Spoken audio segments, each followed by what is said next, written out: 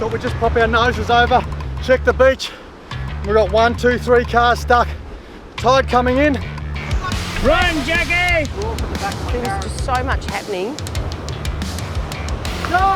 Go! Keep going, don't stop. Very fast thinking, the treads came out, there were shovels out everywhere. Being the owner of the vehicle, you're just thinking to yourself, if this thing gets swamped, you know, what am I going to tell everybody?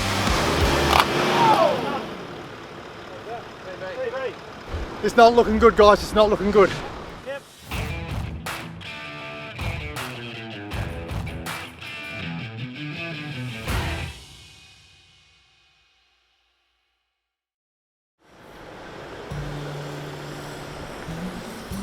So here we are, day 3, camped out overnight at number 2 Rocks.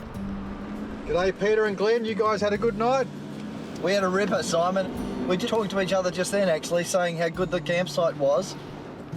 Some great paid campsites, just allocated, nice and tidy, nice and maintained. We've had our coffee.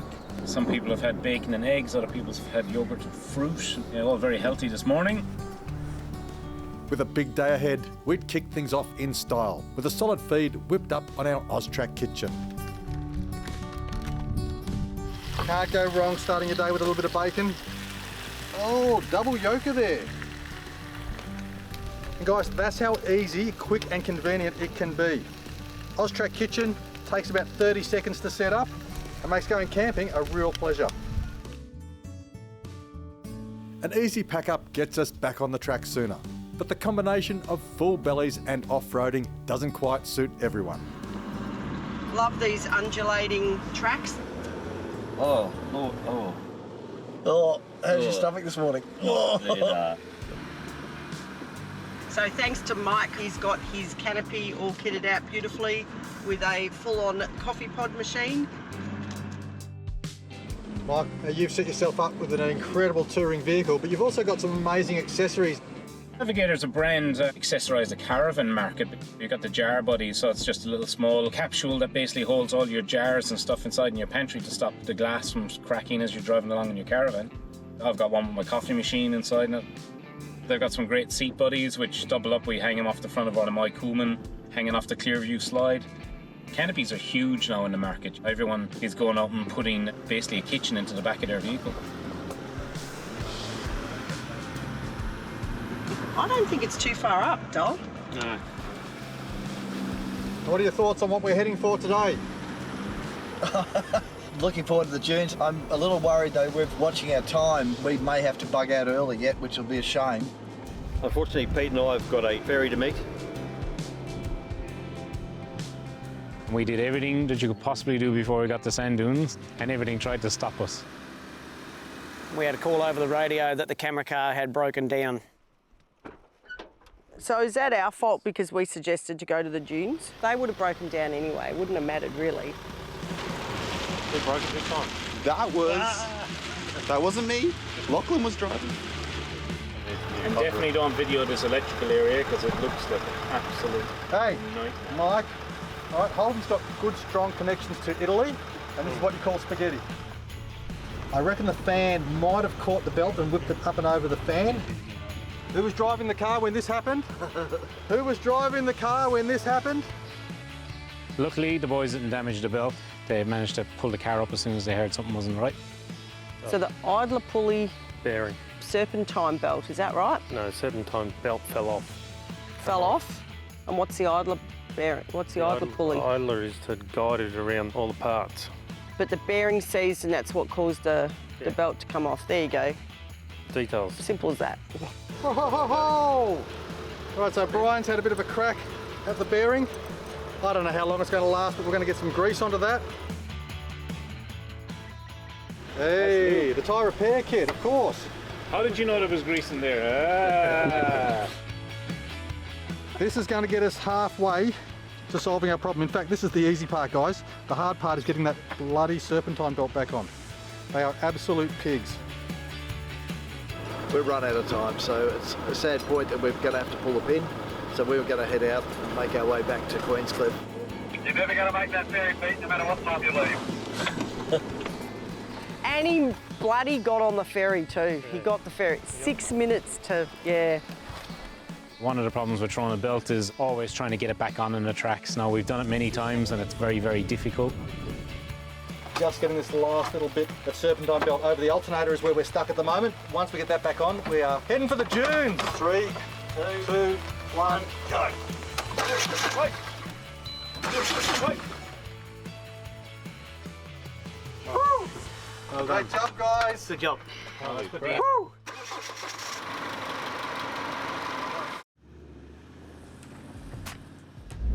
Brad, that was a little bit of an interesting event. Yeah, I suppose things like this can and do happen, obviously. So, yeah, very fortunate the boys didn't actually break the belt as opposed to just lose it off the flywheel there. So after we packed the bearing with some grease, got it all back together, it was a little bit of a minefield how that belt went back on. But Simon, very patient. We all just had to think through the process and we got that back on. And then we're on our way to the first sandy dune.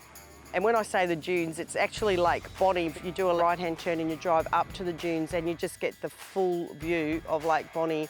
It's pretty spectacular. Like The sand is a different colour, there's a lot more shrubbery. Very well looked after, it was nice marked for areas, not for you to go up onto the shrubs on the side of it. And so we just stayed in the play area, managed to get the cars up there and didn't get any of them stuck, which was good. Here we are in the sand dunes, love the sand dunes, wow. Okay, test your wares, doll.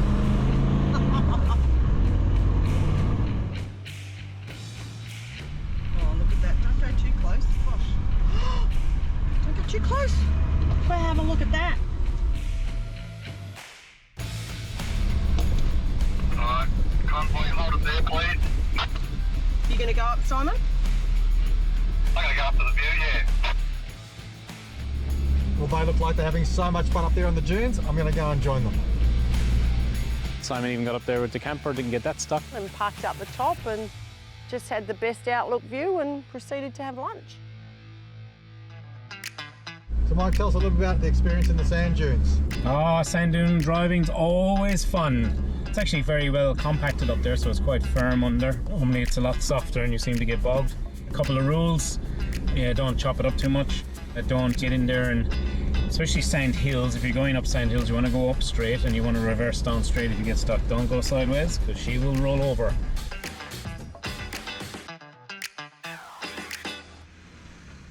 We left Lake Bonnie. We thought we'd do one more beach access because we had a bit of beach fun yesterday and the sand was pretty compact, so we thought we'll do it again today.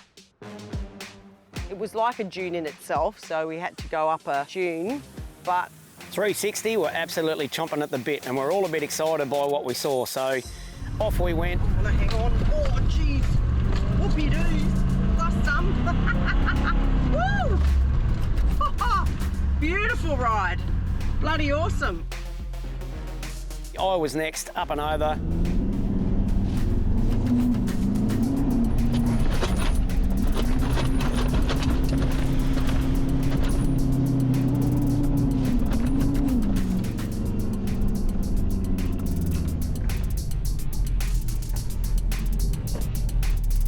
Mike from Trek, up and over. I believe Simon actually set it up. I reckon he already has been out here. Maybe he was here last week and he had a look where he sent us. So he goes, I'm not going to go up because I'm not going to make it with the Iveco. He never says that. This is just not in his vocabulary. And so he goes, you three go ahead. So he gave it a fair hammering. Actually, two boys got over it first.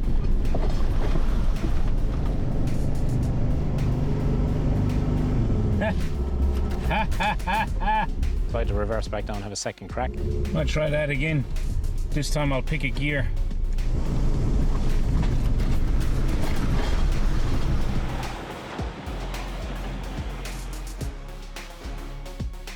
Got up over the sand dune, it looked amazing. It was absolutely fantastic to see what was on the other side.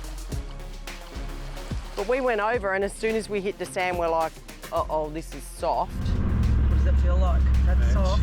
Soft. Got out, took some photos, but it was when we went to turn around that it all went south. I need a snatch and I need one quickly. That might make two of us. We're stuck too, hang on. Tide's coming in. It'll be interesting getting out of here.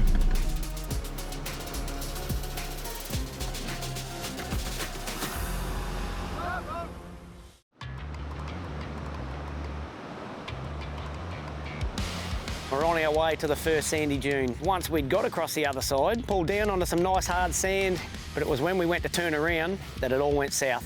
I'm just about to descend onto the beach and I hear Jackie go, "Oh, it's pretty soft down here." Soft. And then all I heard from Mike was, "Get a snatch strap, quick!"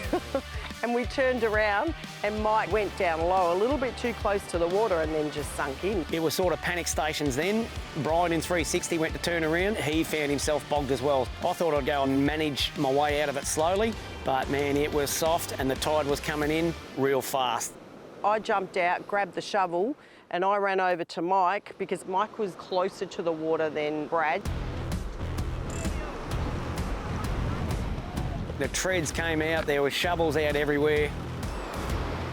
We were all digging madly, slowly inching Mike, probably metre by metre, out of harm's way. Then we concentrated on Brad's car and got him up a couple of metres.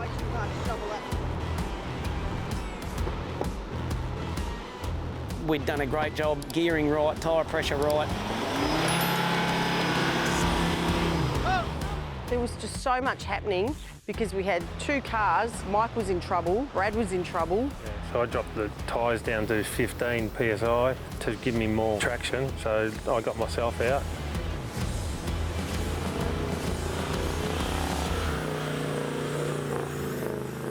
Mike was first to be able to get him back up the beach into the harder sand.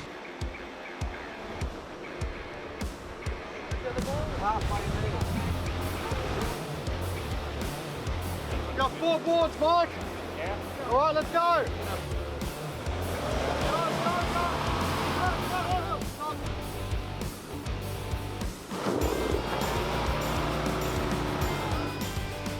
We were in a state of panic. There was water very, very, very close to us.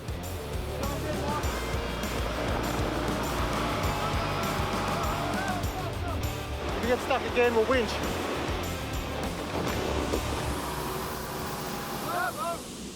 I need a snatch and I need one quickly. I parked up on hard material so that I could snatch the next person out, which was Mike, because Mike was in a pretty serious predicament where he was. So we've got a snatch strap. We're joining that, linking that to a winch extension strap. Good to go, Brian. Are you ready? Yep. Go! Go!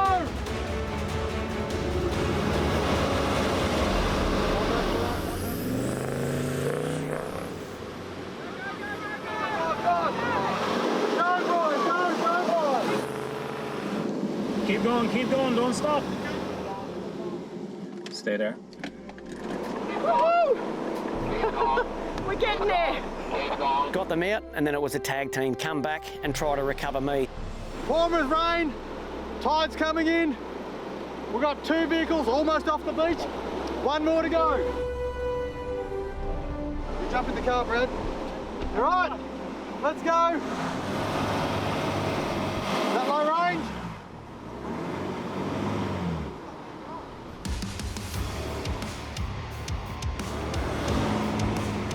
Once the water comes into the tyre, it actually sucks it in more, so then it's much harder to get out. From me, being the owner of the vehicle, you're just thinking to yourself, if this thing gets swamped, you know, what am I going to tell everybody? People are starting to run then, and Brad's got out of his car and literally ran.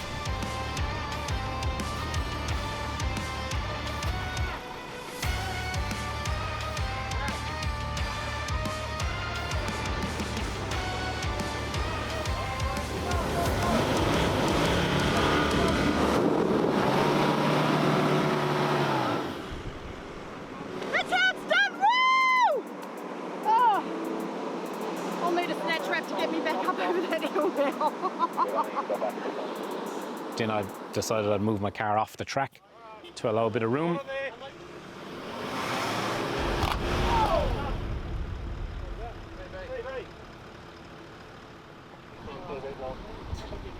Just as Mike come through, we heard a big bang and bits of metal flying out the front end. And further investigations, the front CV joint has popped. It's buried at the back. You're not going to hit it.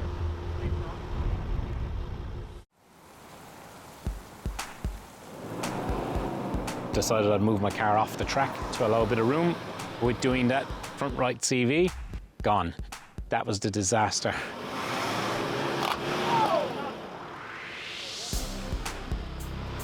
And a good job on that CV, holy hell. Smashed right open. The hardest part about it all was that it was just such a crest, it was just such a hill.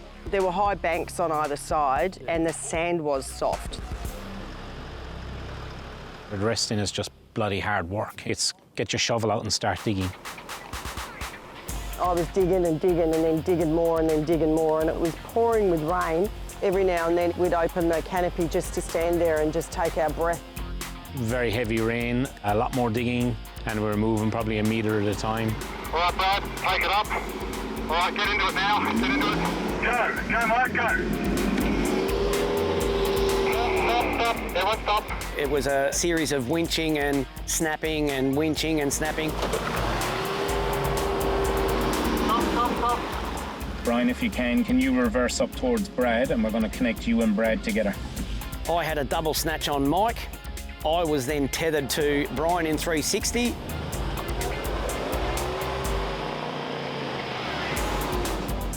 Stop. The anchor point needs to be further over because the more they winch, which is working really well, but it's pushing the car up into the bank. All right, I'm coming around the Iveco now. We'll try and hook it up and see if we can winch the whole lot of you out. Brad from Trek Hardware Mildura, he is absolutely bogged to the chassis rails up there. Mike is incapacitated totally. It's going to be a little bit of mechanical work to clean that up so we can actually get him driving again. Let's get out of this first. So at the moment, I'm winching 3 cars off the beach.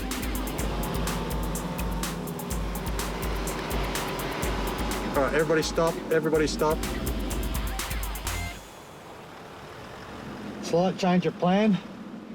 We're now going to move the Iveco up. We've got the other 2 cars out of the way. We had to cut the snatch strap. We couldn't get some slack in that strap between Mike and Brad, so we cut the strap. One of the most important things is actually having a bit of a conversation, communicate with the people who are with you and come up with a plan. It's got to be low range, really gentle. Left hand down a little bit. Left hand down, Mike. Not only the organisation, the communication, but everybody had all the proper safety gear in their vehicles and at hand, and that's what got us out of the ocean instead of the ocean swallowing up our vehicles. Last snatch, I hope. Rain's coming in, energy's low. Might be time to go home after this, I think. You straighten up a bit, Mick. He's going to pull you over to that other edge.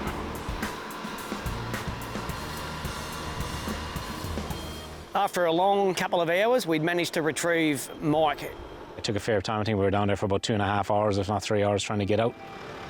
But we got out. Good teamwork, many vehicles, well prepared.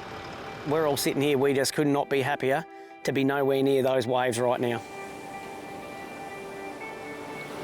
With everyone safely off the beach, our minds turned to Mike's broken CV and the dunes we needed to cross before nightfall. With the shaft separated from the race and no risk of further damage, the quickest solution was to tie up the axle and get back on our way. By the time we recovered, the rain was gone and it was sunny, so work that out.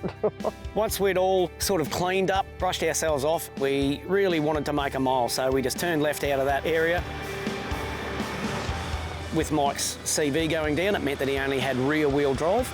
Because of the undulation still yet to go, Brad drove ahead and snatch strapped him just to keep him going.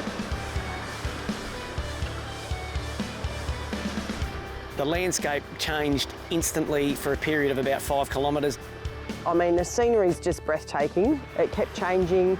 I've been in many deserts in Australia and I haven't seen anything that's like this. It looks like there's mountains all around you. As exhausted as we are, it's been an absolutely epic 4 days. A huge thanks to Simon and the team. We had an absolute blast. I couldn't be more grateful. The terrain and the experiences have been just awesome. The camping's been awesome. So all in all, we've just had an awesome trip. And you've got the coastline, which is just endless. The water is absolutely amazing. So get down here and have a look. South Australia, it's definitely one place you want to go to.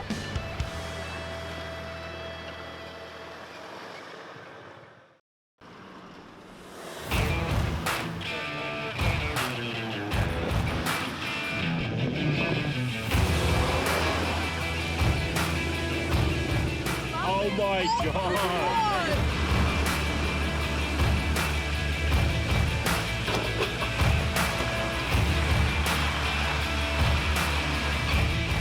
That was awesome.